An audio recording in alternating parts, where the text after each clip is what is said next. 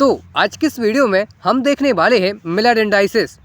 इससे पहले हम सॉलिड स्टेट फिजिक्स में unit cell, basis, crystal system, crystal structure, lattice, symmetry operation in crystal structure आदि के ऊपर वीडियोस बना चुके हैं, जो कि सॉलिड स्टेट फिजिक्स के इम्पोर्टेंट टॉपिक्स हैं। अगर अभी तक आपने उन वीडियोस को नहीं देखा है तो उन वीडियोस को आप आज की इस वीडियो की डिस्क्रिप्शन में जाकर चेक कर सकते हैं, ताकि आपको एक बेसिक आइडिया हो जाए और आज का ये वीडियो समझने में आसान हो जाए। तो आज की वीडियो में हम मिलर इंडाइसेस को देखने वाले हैं। हमारे पास में जो क्वेश्चन है कह रहा है, what are Miller indices and how to find and also mention its physical significance. तो सबसे पहले हम यह देखेंगे कि मिलर इंडाइसेस क्या होते हैं, इन्हें हम कैसे फाइंड करते हैं, यह किस लिए हमें पढ़ना है। ठीक है ना, स्टेप बाय स्टेप हम हर एक चीज़ को देखेंगे। बस आप वीडियो के बिल्कुल एंड तक बने रहें और पेन एंड कॉपी लेकर मेरे साथ में बैठें, ताकि आप साथ साथ में नोट करते जाएं और आपको बढ़िया तरीके से समझ में आता जाएगा। और एग्ज़ाम में आपको किस तरीके से लिख के आना है वो मैं जो कि इसी वीडियो के अंदर बिल्कुल बताता जाऊंगा। मैं जैसा स्टेप बाय स्टेप लिख रहा हूं, आपको भी एग्ज़ाम के अंदर ठीक उसी तरीके से लिख करके आना है। तो हम सबसे पहले मिलर इंडाइसेस की डेफिनेशन को देखेंगे। तो मिलर इंडाइसेस की जो डेफिनेशन है वो क्या है। डेफिनेशन बड़ी ही सिंपल है और इस तरीके से आपको लिखनी है। जैसे ही क्वेश्चन ये पूछा जाएगा कि what are Miller indices and how to find, तो आप लिखेंगे सॉल्यूशन में मिलर इंडाइसेस। तो मिलर इंडाइसेस जिससे हम HKL से, यहाँ पे देखिए यहाँ पे कॉमा लग गए, कॉमा का इस्तेमाल नहीं होता है, आगे मैं हटा दूंगा। तो मिलर इंडाइसेस जो कि हैं वो HKL यानी कि 3 इंटीजर्स होते हैं और जो कि है uniquely represent a crystal plane, यानी कि ये एक क्रिस्टल प्लेन को, यहाँ पे ध्यान दीजिए, एक क्रिस्टल प्लेन को रिप्रेजेंट करते हैं। 3 इंटीजर्स हैं and helps in to describing crystal structure, symmetry and different phenomena. तो इसको बढ़िया तरीके से नोट करने के बाद में आप यहाँ तक स्क्रीनशॉट भी ले सकते हैं, या फिर अगर आप मेरे साथ में पेन एंड कॉपी लेकर बैठे तो फिर बहुत बढ़िया नोट करते जाइए। तो हम सबसे पहले कुछ और बेसिक को देख लेते हैं। तो बेसिक में हमें सबसे पहले जानना यह ज़रूरी है कि आखिर एक स्पेस लैटिस क्या होता है। अगर आपने मेरी प्रीवियस वीडियोस को देखा है तो आप ऑलरेडी समझ चुके होंगे कि एक स्पेस लैटिस जो कि है वो इनफाइनाइट, रेगुलर और आइडेंटिकल पॉइंट्स का अरेंजमेंट होता है। लेकिन अगर आपने प्रीवियस वीडियोस को नहीं देखा है तो कोई बात नहीं, मैं आपको यहाँ पर बनाकर दिखा रहा हूँ। तो देखिए कुछ इस तरीके से हमारे पास में इनफाइनाइट पॉइंट्स का सेट होता है, जिसे हम स्पेस लैटिस के नाम से जानते हैं। और इस स्पेस लैटिस का काम क्या है, इसका जो इस्तेमाल है वो किसी भी क्रिस्टल सिस्टम को समझने के लिए किया जाता है। इसी को हम बोलते हैं स्पेस लैटिस। और ये जो स्पेस लैटिस है, जैसे ही मैं बोलता हूँ स्पेस लैटिस, आपके माइंड में आना चाहिए इमेजिनरी पॉइंट्स का सेट। और ये पॉइंट्स जो कि हैं क्या होते हैं, ये पॉइंट्स आइडेंटिकल होते हैं, यानी कि एक पॉइंट्स का जितना जो कि ये डिस्टेंस होगा वो उतना ही रहेगा, चाहे वो पॉइंट कहीं पर भी हो। और ये पॉइंट कितने होते हैं, ये इनफाइनाइट होते हैं, क्रिस्टल सिस्टम के ऊपर डिपेंड करता है। और क्या होते हैं, ये पॉइंट आइडेंटिकल होते हैं। देखो आइडेंटिकल टर्म का क्या मतलब है। आइडेंटिकल टर्म का मतलब है कि जितना डिस्टेंस ऊपर होगा उतना ही डिस्टेंस यहाँ होगा, यहाँ होगा। हर एक पॉइंट्स के बीच में जो डिस्टेंस है वो बराबर होगा, हर एक पॉइंट का जो साइज़ है वो भी बराबर होगा, हर एक पॉइंट्स की जो डायरेक्शन है वो भी एक जैसी रहेगी। यानी कि अगर पॉइंट हॉरिजॉन्टल में जा रहा है तो हॉरिजॉन्टल और वर्टिकल में जा रहा है तो वर्टिकल। ठीक है ना। तो इस तरीके से ये जो कि है आइडेंटिकल इमेजिनरी पॉइंट्स का सेट होता है, जिसे हम स्पेस लैटिस के नाम से जानते हैं।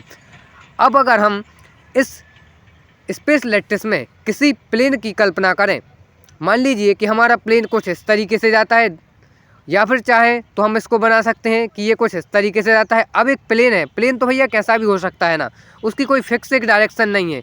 वो यहाँ पे भी हो सकता है, वर्टिकली भी हो सकता है, या फिर कुछ इस तरीके से तिरछा भी हो सकता है। तो एक प्लेन है जो कि किसी भी तरीके से स्पेस लैटिस पॉइंट्स की मदद से डिफाइन किया जा सकता है, ड्रॉ किया जा सकता है। लेकिन एक स्पेस लैटिस में, या ये बोल लीजिए कि एक जो हमारे पास में जो क्रिस्टल स्ट्रक्चर होता है उसके पास कितने प्लेन होते हैं, इनफाइनाइट प्लेन होते हैं ना भैया। आपके पास में मान लीजिए एक ट्रायंगल है, तो आपने उसको 1000 भागों में तोड़ दिया, तो आपके पास में प्लेन भी कितने हो जाएंगे, 1000 हो जाएंगे ना।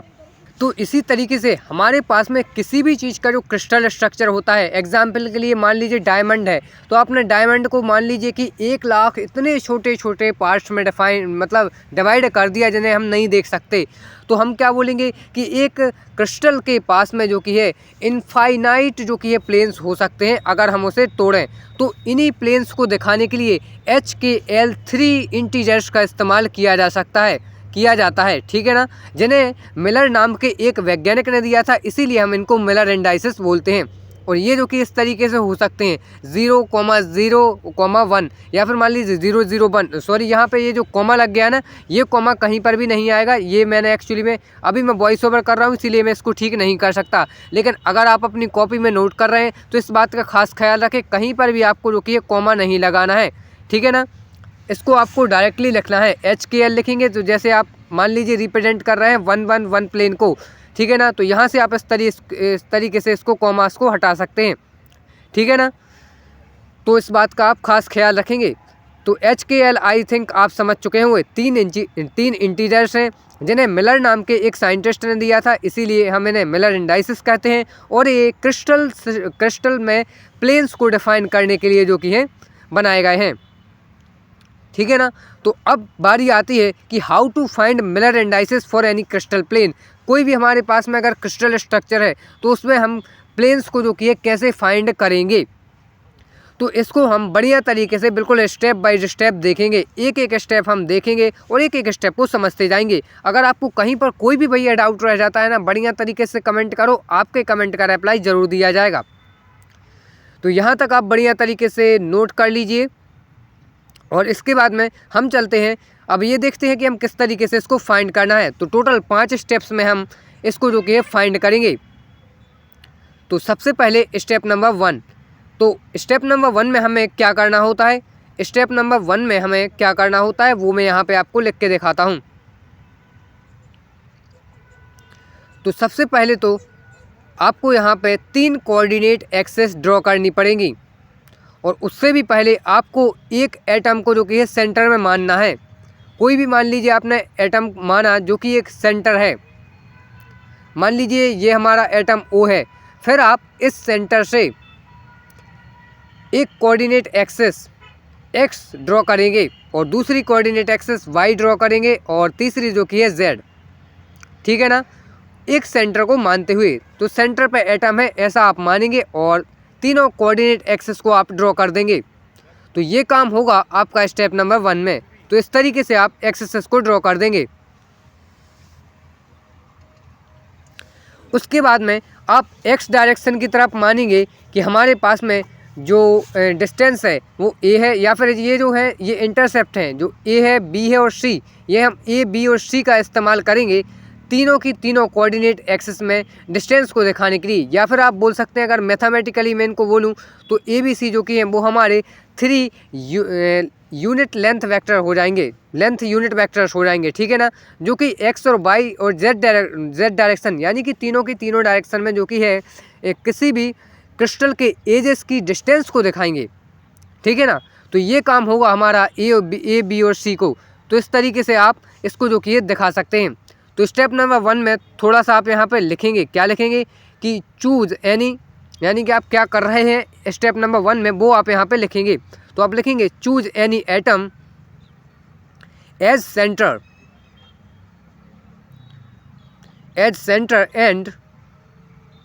एंड ड्रॉ 3 कोऑर्डिनेट एक्सेस, ठीक है ना, एंड टेक इंटरसेप्ट्स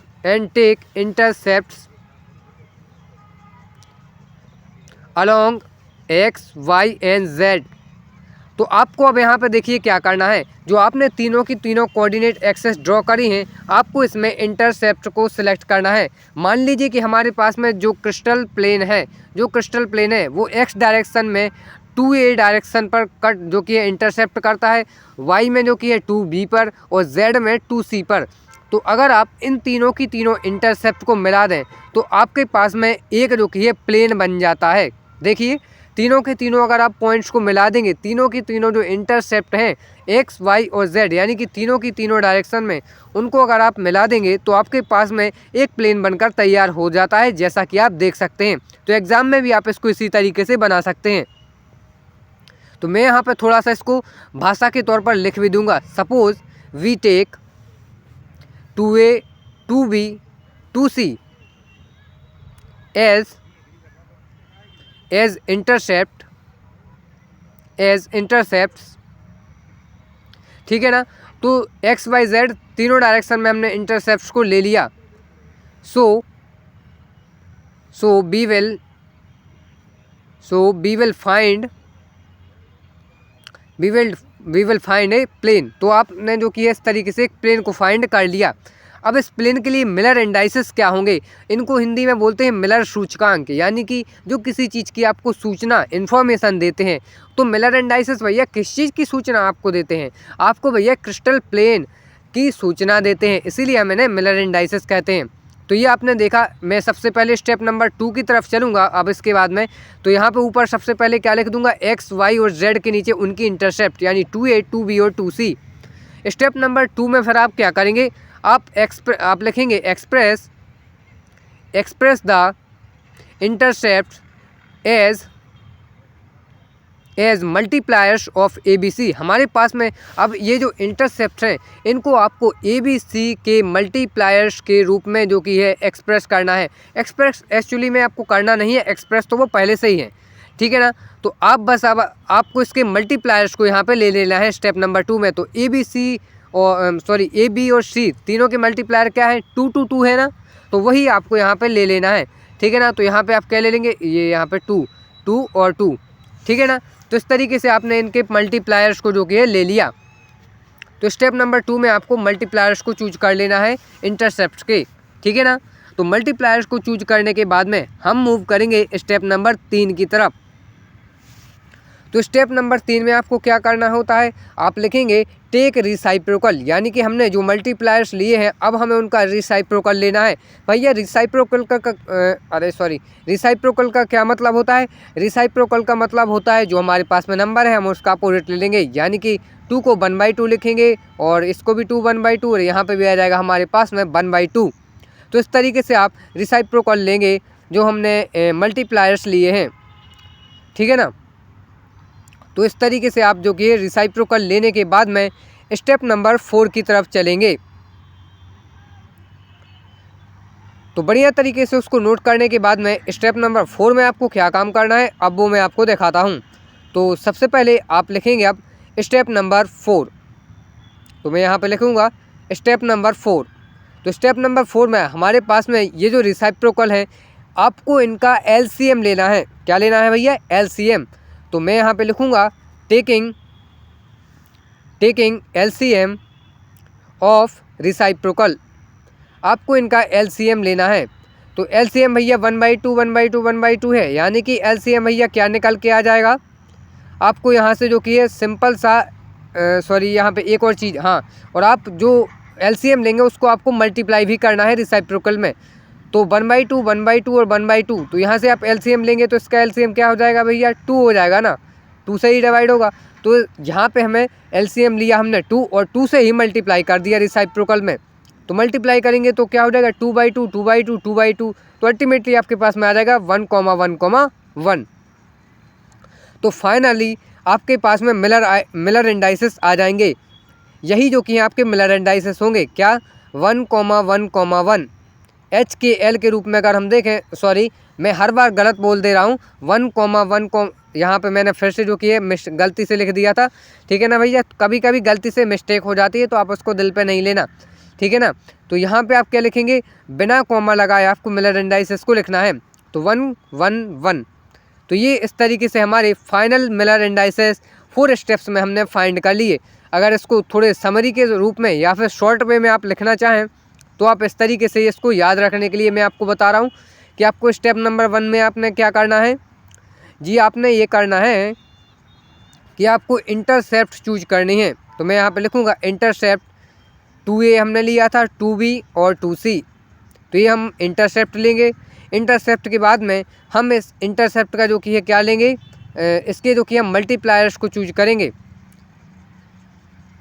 तो मल्टीप्लायर्स 2a 2b और जो कि हमारे पास में क्या थे 2 2 2, और उसके बाद में हम उसका रिसाइप्रोकल लेंगे, तो ये रिसाइप्रोकल 1/2 1/2 1/2। उसके बाद में क्या एलसीएम लेंगे, जो कि एलसीएम आया था 2, और उसके बाद में फाइनली मिलर इंडाइसेस हमारे पास में आ गए एच की और एल की फॉर्म में 1 1 1। कॉमा नहीं लगाना है, इस बात का आप खास ख्याल रखेंगे। तो इस तरीके से मिलर इंडाइसेस को जो कि फाइंड किया जाता है 4 स्टेप्स के अंदर। आई होप कि आपने आज की वीडियो में बढ़िया तरीके से हर एक स्टेप को समझा होगा और नोट भी किया होगा। अगर आपको इस वीडियो में कहीं पर कोई भी डाउट रह जाता है तो आप जो कि कमेंट कर सकते हैं, मैं आपके कमेंट का रिप्लाई ज़रूर दूंगा, ठीक है ना। और अगर आपने अभी तक सॉलिड स्टेट फिजिक्स के ऊपर मेरी प्रीवियस वीडियोस को चेकआउट नहीं किया है तो मेरी आपसे गुजारिश है कि लिंक नीचे डिस्क्रिप्शन में है, आप उन वीडियोस को जाकर भी चेक करें, ताकि आपको जो प्रीवियस वीडियोस हैं वहाँ से बेसिक अच्छे से क्लियर हो सके, ताकि आगे की ये सारी की सारी वीडियोस अच्छे तरीके से समझ में आ सकें, ठीक है ना। तो आज की वीडियो में इतना ही, मिलते हैं अगली वीडियो में, तब तक के लिए धन्यवाद और चैनल को सब्सक्राइब जरूर करें।